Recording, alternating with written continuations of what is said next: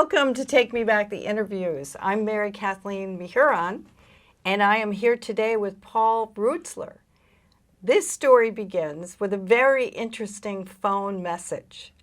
I played, hit play, and I heard a voice of someone who was clearly not born in the United States, so that's intriguing to begin with. Where is he from? And he mentioned on the message, this is one of the pages out of the Take Me Back book. It's a double portrait of Arthur Williams and Sewell Williams in their soldier uniforms. And Sewell was in the 10th Mountain Division, which I found out once I started researching what that was, is a very elite unit that was trained to be able to fight and help people in winter conditions, and it focused very much on skiing. It turns out later many of these soldiers came home and helped establish the American ski industry, which really wasn't an industry before. And so Paul, in his message, mentions both of them and says there's a very interesting slant to this story. So, how did you know Arthur and Sewell? Well, that was what later on when I came, I was already settled in America, and we built a tennis court with 10 members. So we had a hangout.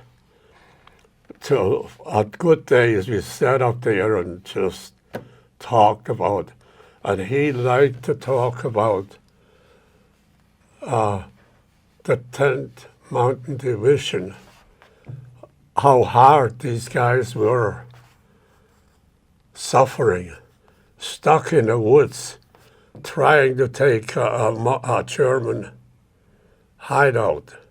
And this is in the war, and It's you're in in the war. Austria when he's Yes. talking about, yes. So I have a tendency to move on, but so we talked about, and he said, Chuck Murphy, who was part of our circle, and Sewell, they were in the 10th Mountain Division. So I found out they were in the 10th Mountain Division already here, and said, well, tell me all about it. I said, ask Murphy. He knows it better. He was on the front line.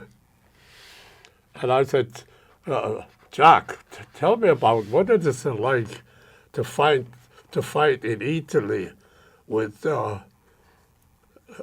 as a 10th Mountain Division member. Well, he says, look, I don't like to talk about it a lot, but I can tell you one thing.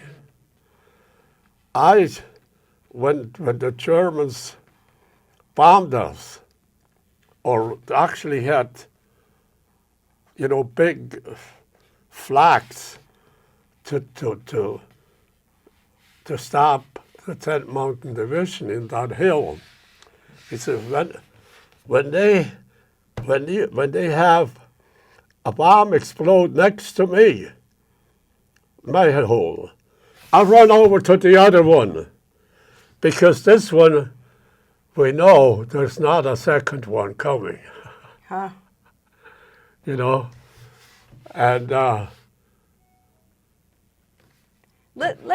so you just painted a picture for me of Arthur and Sewell, and I believe Henry Perkins, who was another elder when I first moved here, was also in the 10th Mountain Division. So there was a crew, and you discovered them and befriended them here. You were Yes. living here. yes, Let's just reflect back for a minute.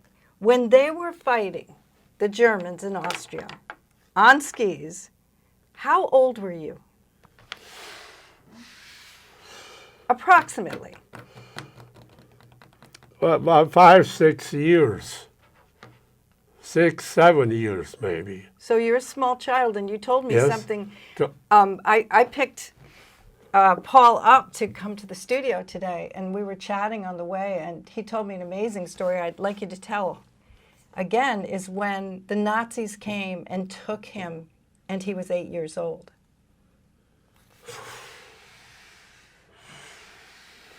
It wasn't actually a bad experience, although it was frightening to me, because they were Germans and Nazis and ruthless.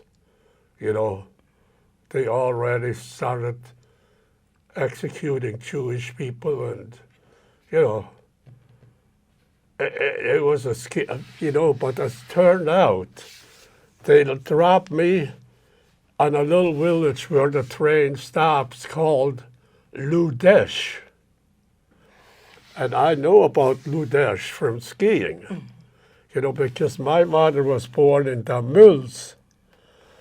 And they put me up there and says, there are 10 good athletes up there waiting for you to teach them how to ski. And let me remind the audience that you were 8 years old and you were being charged to teach 10 German soldiers how to ski. Well, you know, the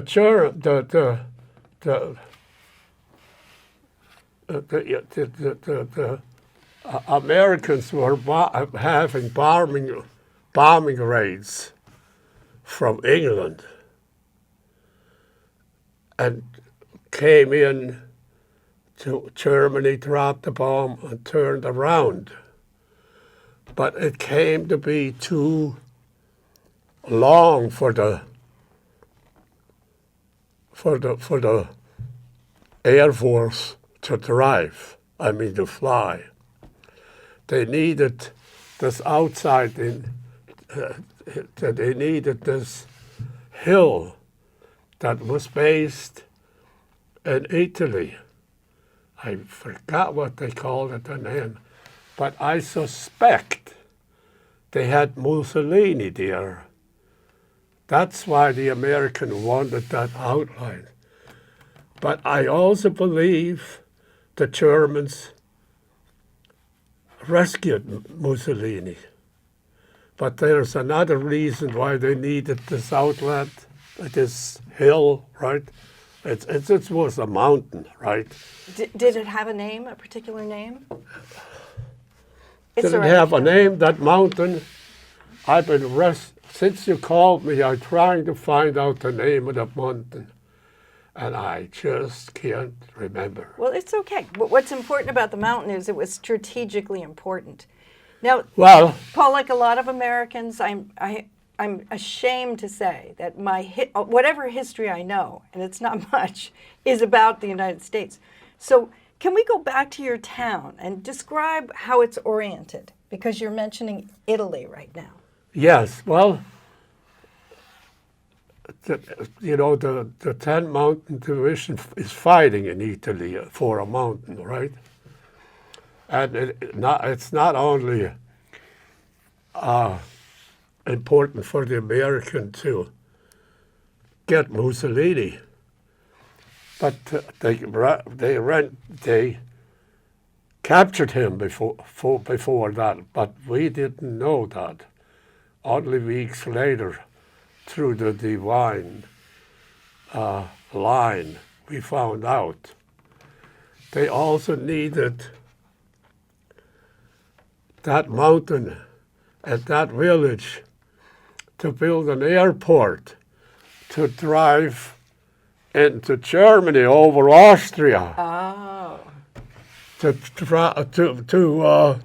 bomb Germany on the Austrian-Swiss side, So there we are, lying in bed in a cellar, because we did not know the Americans will not harm us. Oh, you didn't? You didn't know if they were going to hurt you or not, because they were the other side of the war. I would like to mention your father was in the army because he was drafted by Germany, not because he wanted to go. Well, he was just rebuilding what the defense and like the Yugoslavian, they were fighting the Germans from getting in. They bombed up. They blew up all the bridges, and the Germans couldn't get in there so well. But my father had only one eye, and he was not qualified for combat. Right. So he was a worker, you know. He fixed bridges and stuff that they blew up, so the Germans couldn't get him.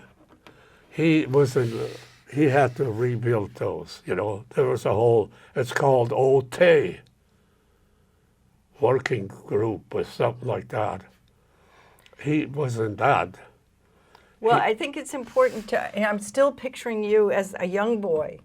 So your dad was drafted and taken away. Your mother was there alone with you. Somehow they knew you skied. How do you think they knew that you could teach them to ski? How did they what? How do you think they knew you could teach them to ski? Well,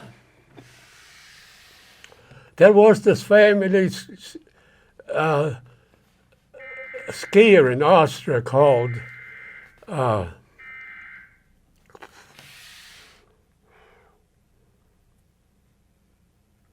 he was very famous. He was actually the father of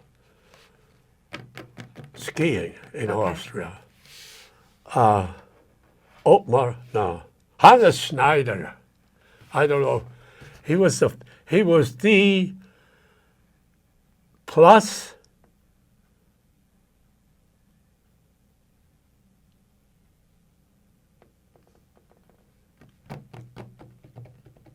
it might come to me. He was actually a doctor. He and Hannes Schneider worked together on a technique. Anyway, the Nazis, Hannes Schneider grew in popularity. And the Nazi found out, and they came and got him. You know, they were worried about popular people arising against him. That's why they came to get him. But what about you? Why would they ask an 8-year-old boy to teach them to ski? Well, nobody knew how to ski. So to them, anybody was better than them. So they got you. But nobody could ski. You know, I had the privilege, my father made me a pair of skis, and I had the privilege to practice. You know? You mentioned there was a place near your house that was kind of a bowl. Yes. And you could climb up the woodpile, and you could practice Well, skiing. that woodpile was right next to my house. Okay. I had these two places to ski. But nobody knew how to make a turn, Right. you know. But so maybe they saw you, but what we know is they came in the middle of the night, right? And told your mother that they wanted to take you. My mother, well, she was kind of upset when they came to get me, I would bet it was. you know, and but they didn't harm me, except I wanted to be at home, you know. They And take you as out it turned out, the war was so far to the end, they couldn't deliver us with ski anymore. Oh. So I was up there for about 10 days with these German army, young athletes. You know, Adolf Hitler was working like crazy to get all good athletes from Austria and Germany developed. You know, they were his Master race. master race, yes. You know, if you had an extraordinary talent, you were in with the Germans, you know. That would be my answer to your question. Mm-hmm. Do you remember how you got home? Walking. You walked home? Yes.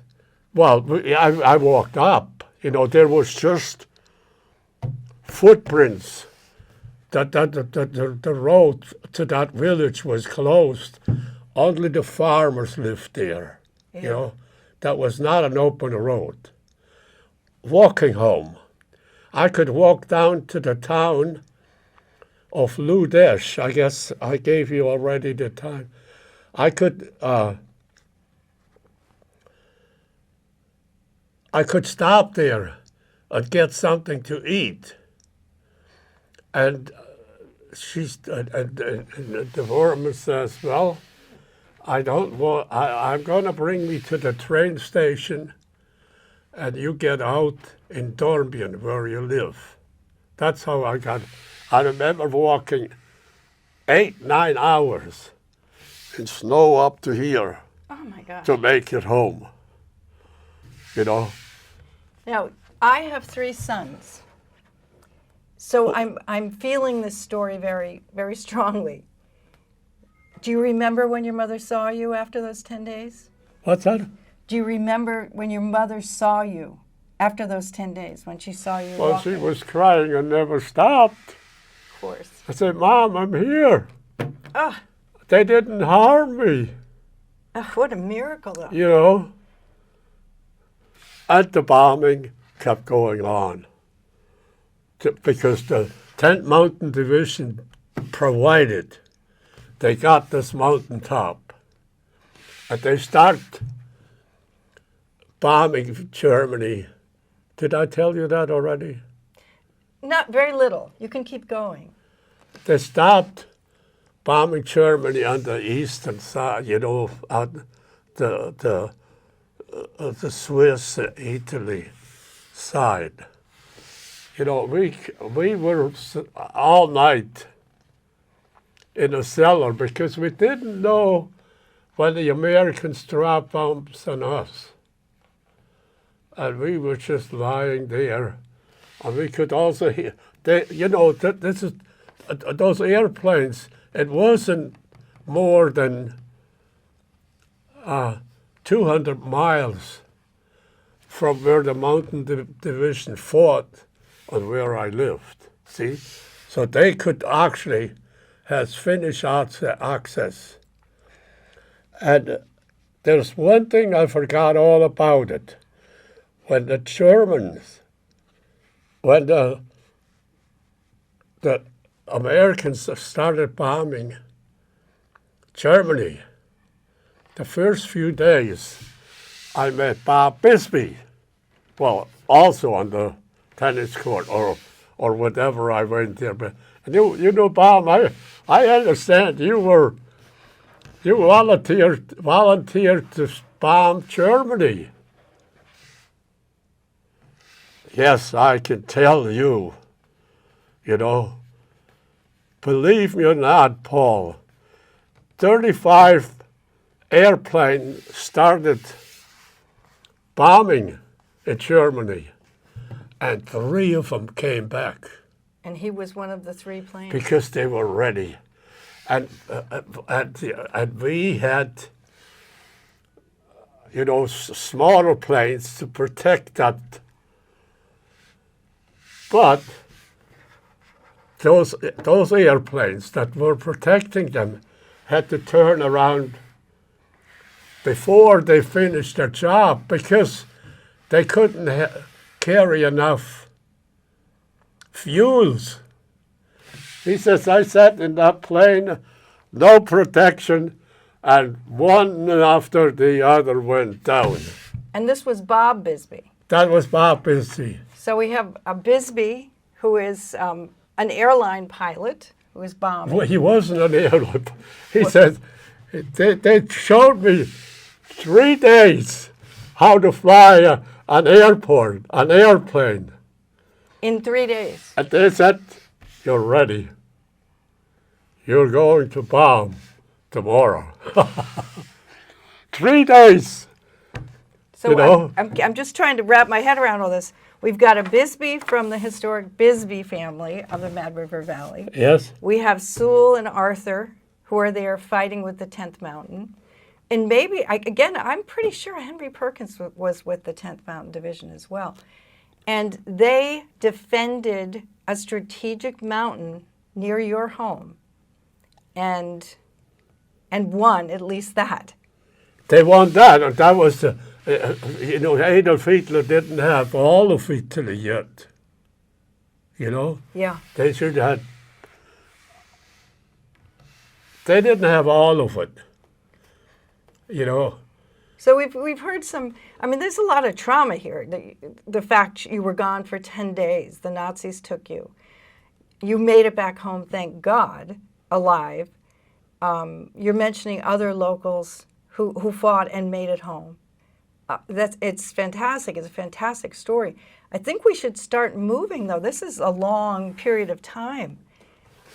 How did you get to the United States? So, because you're still a child when the war ended. How did I get to the United States? I was working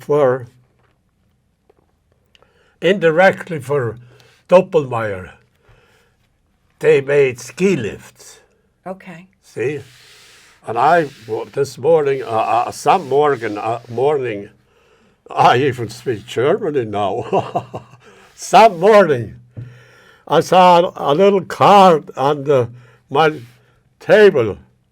It says, we are looking for somebody who can help us buy ski lifts. We're building a ski area in Vermont. And this was this in the newspaper? This was what? Was it in the newspaper? No, there was no newspaper then. No, it came to me by mail. Oh, okay. That thing, and then they said, "We call you." Well, we don't have a phone, you know. No phone. Yeah, I'm wondering, do we have food? Well, anyway. So how did you? They made arrangement. How did you get in touch with them? Did you write to them? Well, I wrote to them, and there came a telegram right back, faster than I could imagine. We're liking to come to Bregenz because and meet you and some other that knows ski very well. So I write back and says, send me the date and the time when you're coming, and I will be there, and possible a couple more friends.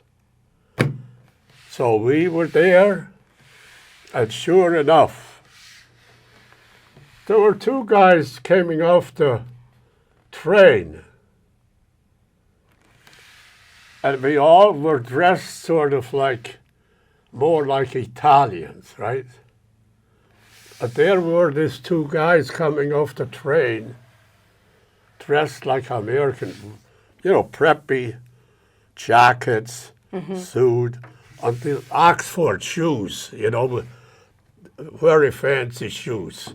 I don't know, you've probably seen them, they had these flops and so there was no question that those are the Americans.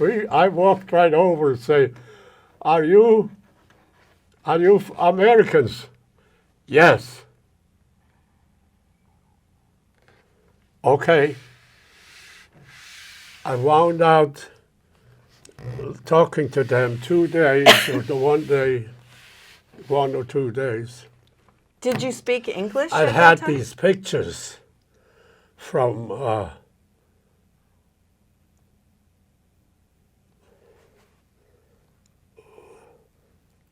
it's not where the mountain, but that's not where the mountain is now.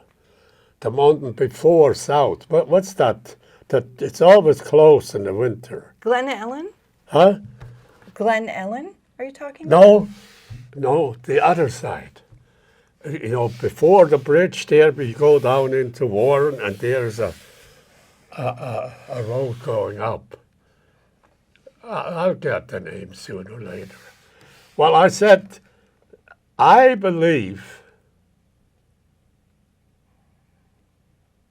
no, they wanted me to be a ski instructor. After I met them at the train and sent them home, I says, I can't do it because I'm already lined up in Canada to work at Grey Rock. And they have a ski instructor examination. You can't get examined there because I didn't have an examination to teach here. But oh, come on, you don't need that, right? But I like to have it. Okay, you go to Canada and teach a year at Grey Rock.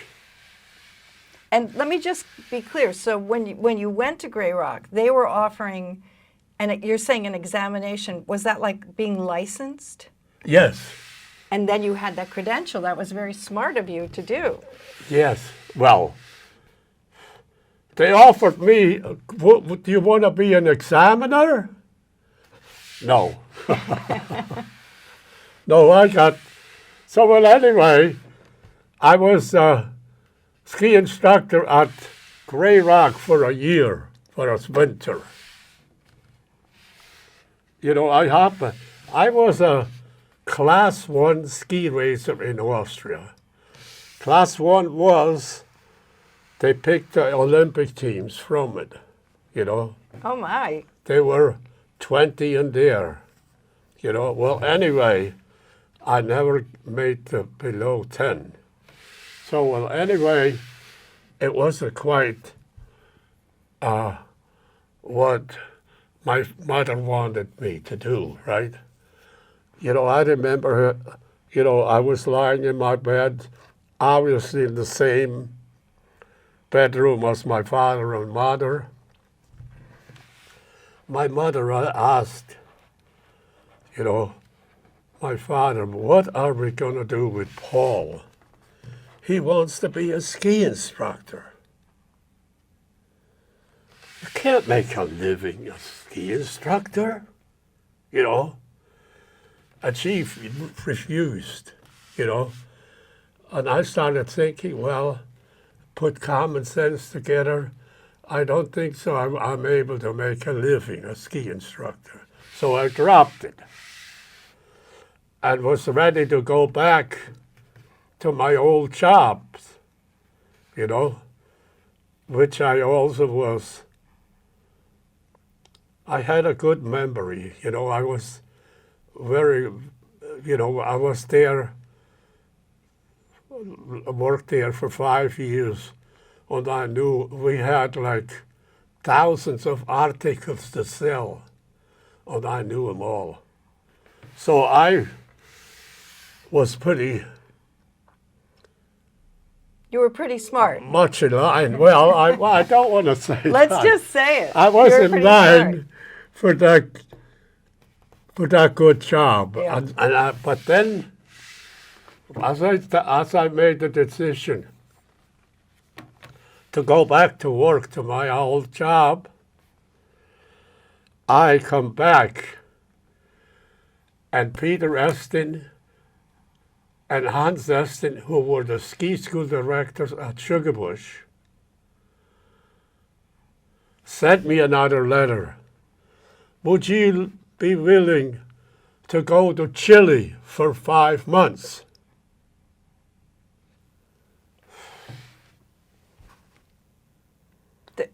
What a temptation. The audience may not realize that a lot of people train in Chile, right? They go down there to train at skiing.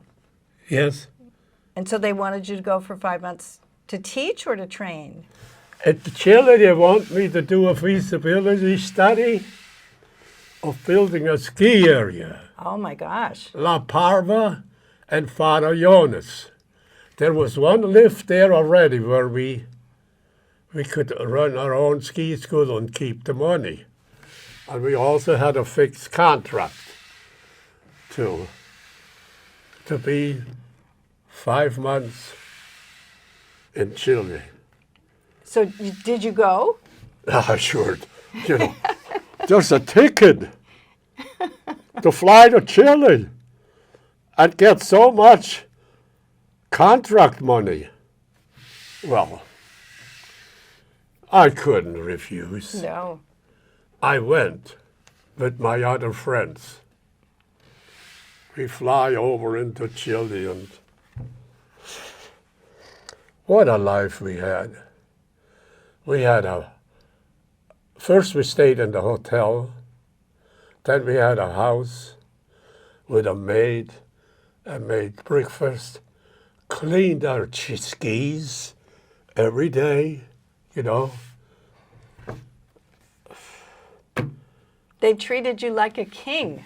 Huh? They treated you like a king. Well, I skied just about every time you want, but after a while you get sick of it. Mm-hmm. You know, just skiing. The snow was high. I remember that in Chile it snowed only twice a year. But when it snowed, the second snow we had 7 feet high snow. You know, it was a miracle. You know, that's where I learned really how to ski powder snow. Yeah. I was a ski racer, right? I was no powder snow. But anyway. I'm checking the time because I want to make sure we do get back to the United States and meeting all these people in the valley. So after the 5 months, did you come back to the Mad River Valley? After I came back from Chile? Yeah. Yes. That was part of the contract. I had to work there. But that was then already the start of Mosquera Mountain, right? Oh, so what year was that? Was 62, 62? 63. Yep. Can't quote me 100%. But around that time. So everybody's always fascinated with the Mascara Mountain time. Well, tell us what were your observations? What did you Ted notice? Kennedy, the ambassador from Canada,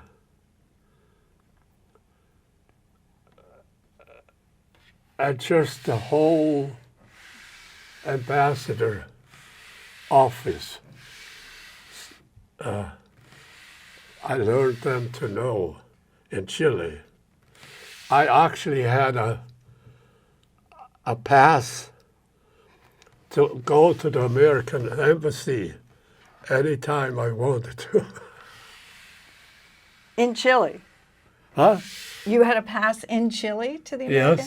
Yes. Well, the American embassy, they were my buddy instantly. Yeah. You know, they left all their wives up there, and we had the time to play cards with them at night, and it was just marvelous. So that's interesting. The Chile experience, you started meeting people. It's what? In Chile, you started meeting people that you would later see on Mascara Mountain. Yeah.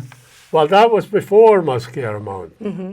You know, Chile was, I came in when, in 61 or 61, probably was 61. Mosquera Mountain already started. So what were you doing? You finished your project in Chile. Uh-huh. What were you doing for work at Sugarbush?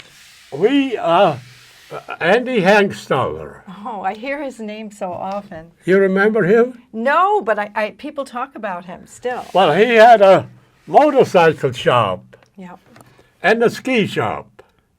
So, in the meantime, I had enough money, but I sure as hell wouldn't spend it, right? And, well, Andy Hangstaller taught me how to be an electrician, and then I had to electrify his ski shop and worked with him. And his wife, she made us dinner several times. She was a German good meal producer. You know, she made spätzle, cheese spätzle, goulash, liverwurst, soup, liver noodles. I mean, an entourage of good homemade. You know,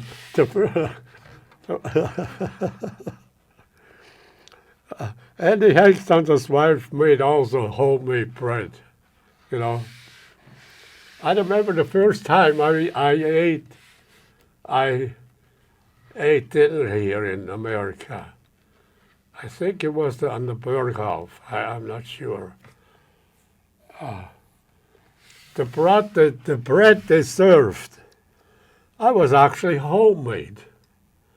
The bread we have, that Millbrook, can't eat it. It's just an experience, you know, personal experience. Right. Well, anyway. So you were working for Andy. Well, then later on, I owned the wind beam, and I had an excellent cook. Made bread like I would get in Switzerland. Let me just tell the listeners, that the audience, that the wind beam that you wound up owning and running was right across from the Blue Tooth. Exactly. Which was a very famous nightclub here during Mascara Mountain days, right? Yes. You know, I had such a good cook. I had Vincent Sardi. You ever heard about him? A little bit. His restaurant in New York? Yes, I'm from near New York. I know who Vincent Sardi is. Vincent says, Paul, I want to eat at your lodge. I said, Vincent, are you kidding? We only have plain food. He says, that's not what I heard. I want to come and eat there. And after he ate and left the wind beam, he says, Paul, this is just marvelous to serve. We had duck dinner. That was, I exaggerate to say, world famous. But maybe pretty famous. Well, Hazel Smith was her name. I don't know if you heard of her.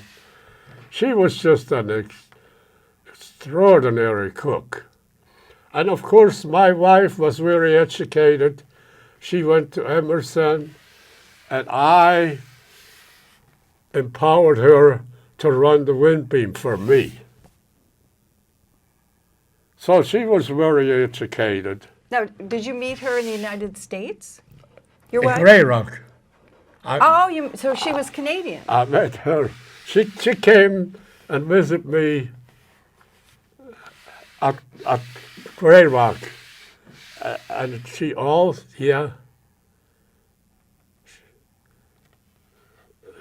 came probably to Sugarbush once. And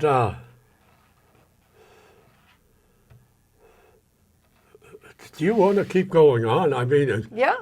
you know. We've got about probably 10 minutes, maybe.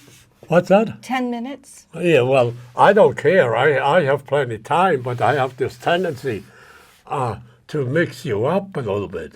That's right. I think I'm helping, like, keep the listeners you straight. seem to follow it, Yeah.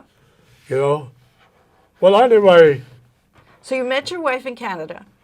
yes, so when I went home for Canada and says, when I come home, I pay attention to the wind beam, and I be working there. And she said, you know, I'm a speech therapist and work at UVM, but running a ski lodge sounds appealing to me. So she came and ran the wind beam for about 5-6 years. And she said, Paul, I miss my job on my Her profession. My profession. Yes. I gotta go, you know. So I sold the wind beam to Pat Collins. No, I sold him half of it already. He already owned half of it. Well, anyway, I took help in to run the wind beam, but it was a disaster. I couldn't get the proper help, you know, and I could see, my God, the reaction from the wind beam is diminishing off. Mm-hmm. And then my partner took over it. But he was already the guy who didn't want to be tied up. You know, he had a pretty good job at AT&T, and he quit that already, and he opened up a real estate office. And the wind beam was run by ski bumps. And it just went. It just went down. And were you still teaching skiing? No, only private lessons. Okay, but you were still teaching. Yes, I was still teaching. And at that time, Stein Eriksen was over it. Mm-hmm. You know, Siggy, no, not Siggy. Peter Weston broke his leg, and he was actually, I don't know if I should see it, addicted with drugs, you know.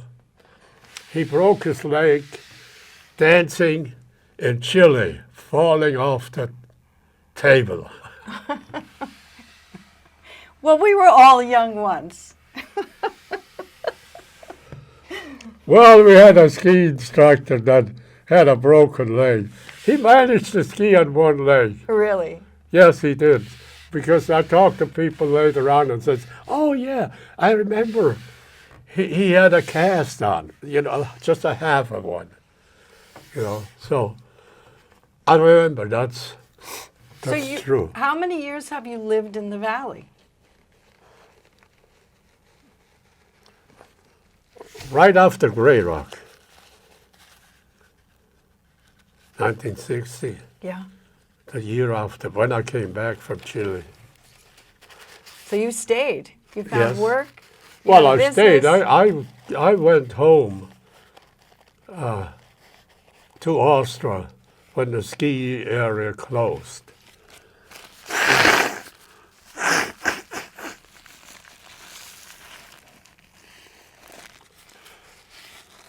Now, which ski area closed?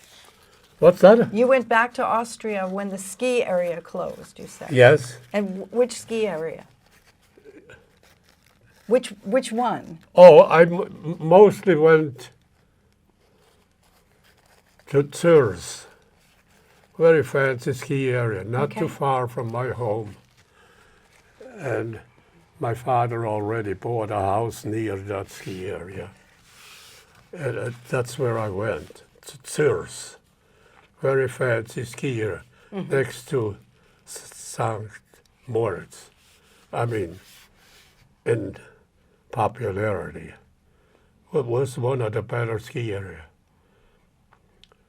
I almost got the name of that doctor that helped Hannes Schneider develop the ski area.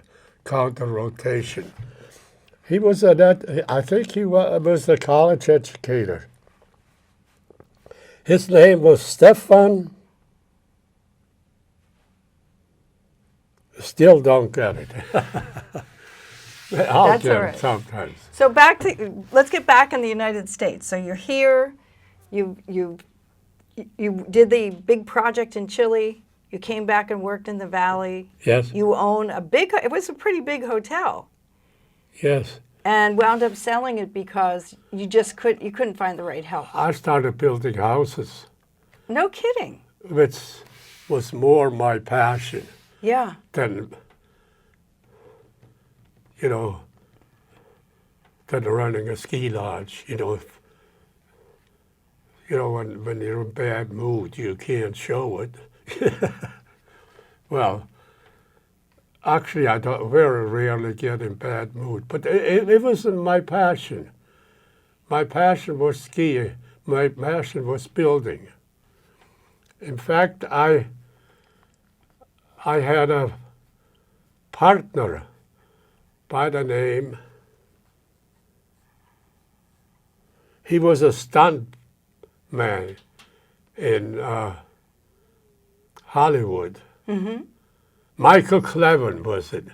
And he was So a he said, stuntman. well, I am going to go back to Hollywood. Would you want to take my job or my share of the building we were doing? Do you want to take this over? And Dr. Parenti was my partner. Well, I'm not quite sure this belongs into this interview because my wife, she never liked Dr. Parenti, Okay. you know. And one time I came home and she said, oh my God, Paul, I'm so glad you came. Dr. Parenti was here with a pistol in his hand and shaking and told her, tell me all about it, who my wife has affairs with. She was a gorgeous looking woman. She was Miss Scotland. Oh, my Lord. And he left her here in Sugarbush all alone. He built her a house. So he comes over because he wants to know who his wife is having affairs with. So he holds a gun at your wife to tell him. My wife, yes. She says, Charlie, I don't know anything about it. I don't get involved with that. I have no interest in it. Right. And she wouldn't want to gossip like So that she anyway. said, I'm sorry, Johnny, I can't help you. So after that, about 3, 4, 5 days, I came home. I came home every night, but in the period of 3, 4 times, and he says, oh my God, Paul, John Parenti was on the news. And he says, about what? He was performing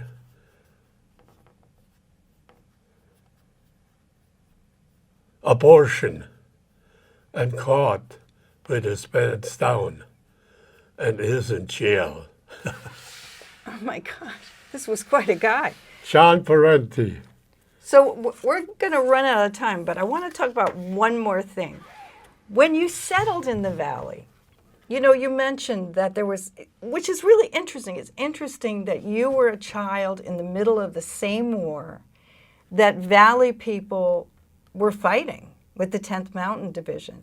And you had your own war going on, trying to survive, being an 8-year-old taken to teach the Nazis how to ski. But you also mentioned the Von Trapps. Mention what? The Von Trapps, The Von Trapps. who are also Austrian. Or were. Feldkirch. You know, Feldkirch. Here's Liechtenstein. Here is Switzerland. Here's Italy. And here he was fighting, you know, in Italy. Yeah. So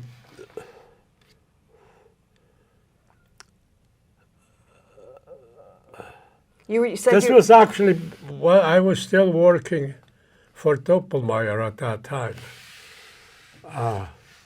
you said you remember the day they escaped. Yes. And I went part-time in school in Feldkirch, the same town the Von Trapps escaped. You know, they went right into Liechtenstein, which has no border. Between Liechtenstein and Austria, there was no border. Just a big sign. You're entering Liechtenstein now. The Fürstenturm, the first